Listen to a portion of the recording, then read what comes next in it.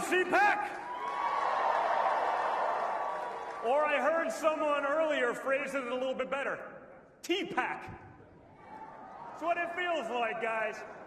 Well, first and foremost, it's awesome to be here. It's great to see this kind of enthusiasm, and it's great to actually be in a full room. Honestly, guys, what I see in Florida right now is exemplary of the Republican Party, right? This is a state, like the party is, that has open schools, open businesses, and open churches. What we've seen in some of the more left-leaning states is exactly the opposite. The only thing that they have open is open borders. And it doesn't work, guys. In the first 30 days of Joe Biden's presidency, all of the things that I said would come true in the book Liberal Privilege that I wrote last summer are happening. We listened to months of media telling us that Joe Biden, he's a moderate, don't worry. He's not going to end energy. He's not going to end pipelines, which is partially correct. He's not going to end Russian pipelines. He's only going to end American pipelines. The Russian ones are just fine. They're going to cave to China. No, that was never going to happen. Of course it happened. You think that billion-dollar investment in Hunter came for free? No, the Chinese have a great return on investment. But guys, more importantly, who would have thought that within 33 days we'd be bombing the Middle East again? I would have. Oh no, guys, come on, the military-industrial complex, I'm surprised it took them 33 days. I guess they waited till the first month, so they couldn't say that was part of the first 30, but it was only shortly thereafter where we started bombing the Middle East. Speaking of bombing the Middle East, have you seen Liz Cheney's poll numbers?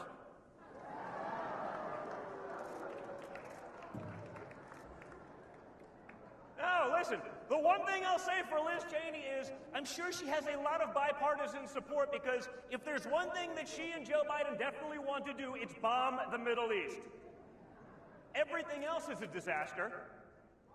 Everything else is just rhino policies, the kinds of policies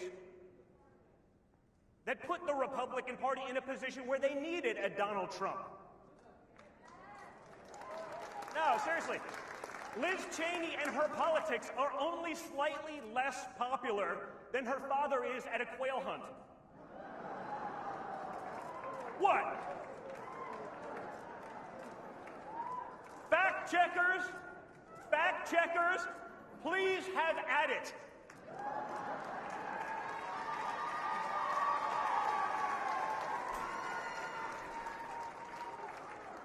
Fact check true. Right? Listen, like I said, Liz Cheney, she hates Donald Trump and his policies because her family has a long history of friendly fire. But she also hates them because she's tied to an establishment that has done nothing but fail us time and time again. You've heard the rhetoric from some of them over the last couple of weeks, and now you've seen that change very quickly. Because if there's one thing the Republican Party has been really good at over the last few decades, is snatching defeat from the jaws of victory. They've caved to every special interest. They've caved to corporate America. They've caved and bowed to the radical left that hates their guts, hates their values, and hates their freedoms. Lincoln Project Liz, as I'd like to call her, is the leader of that failed movement. And if we want to go back to losing, if we want to go back to an America Last policy, we should be following that. But I don't, and I don't think anyone in this room does either.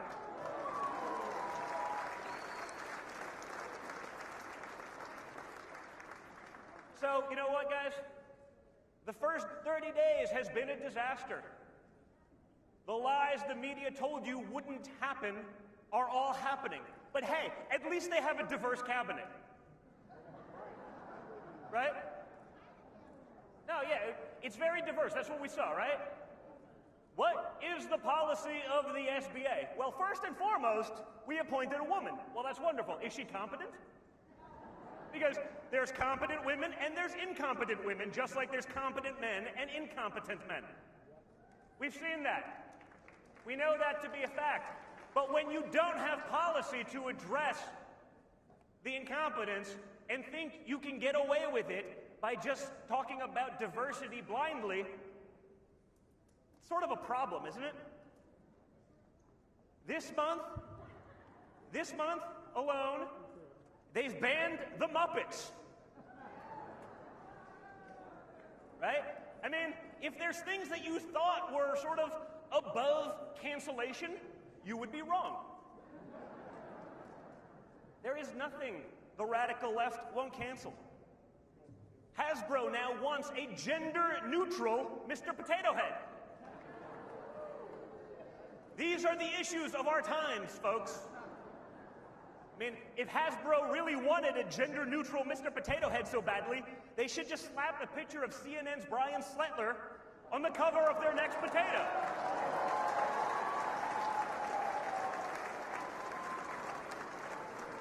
What? They don't call him Mr. Potato Head for nothing. I mean, you know, we might as well get something out of the branding. But guys, we can talk about all of these things. We can talk about the liberal hypocrisy, liberal privilege.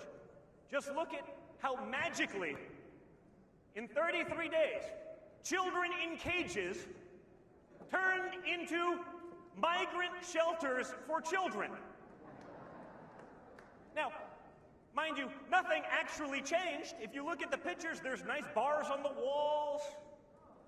Nothing changed other than the media's outlook. Where is the outrage about this? Where is the outrage about an asinine immigration policy that is encouraging people to bring children, unaccompanied and otherwise, into a country? Guess who gets hurt?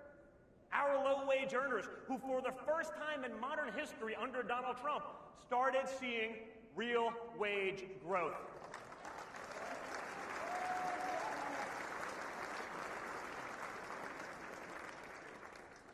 We see it time and time again. There's a double standard by which we live, but when you look at what's going on, if people were informed of the actual facts, rather than spoon-fed a narrative by big tech and the mainstream media, we wouldn't be in these things. There was a poll that came out just this week that said 1 in 6 people would not have voted for Biden had they known about the Hunter Biden scandal. Yeah, where is Hunter? Guys, I'm sure he's making billions in China right now. Don't worry. Don't worry.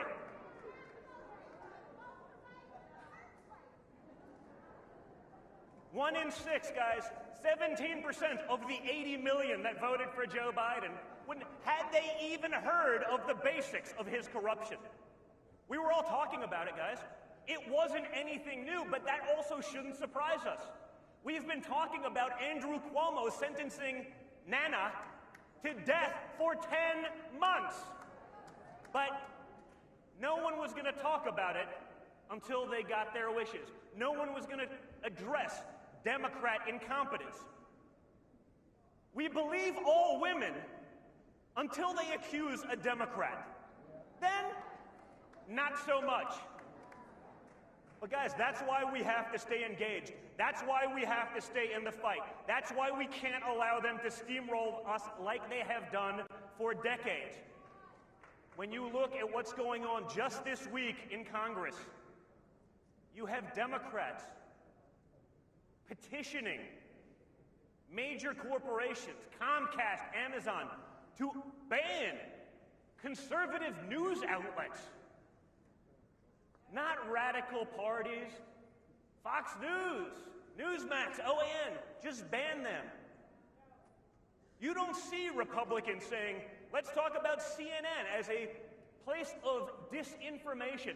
I mean, as a recipient of their ire for a couple of years, I can assure you that they were lying about Russia collusion. We all know that now, but no one actually brings it up because they can get away with it. They are able to do that. Big tech will silence you if you come out against it. They will crush you. They will call you racist and everything else. Just like, imagine, we'll bring back Cuomo, right? Imagine Ron DeSantis did what Cuomo has done over the last couple of years. He wouldn't be getting an Emmy. He'd be in jail. Right? Credible accusations of harassment swept under the rug. Verbal harassment swept under the rug. Hiding evidence from the DOJ swept under the rug. No problem. Give him an Emmy. Remember Fredo when he was talking about it? Oh, for months? Oh, where's Fredo? He's so quiet these days. Why isn't Fredo talking about these things right now? Again, liberal privilege. No, we can't address that. Really? You can't address that, but you had no problem joking around with massive Q-tips, making clowns of yourselves for months prior. That's what we're up against, folks. But together, we can win these fights. We have to be vocal. We can't be put in the corner. We must be out and engaged. And that's where you guys come in. So, I'm looking forward to Sunday. I imagine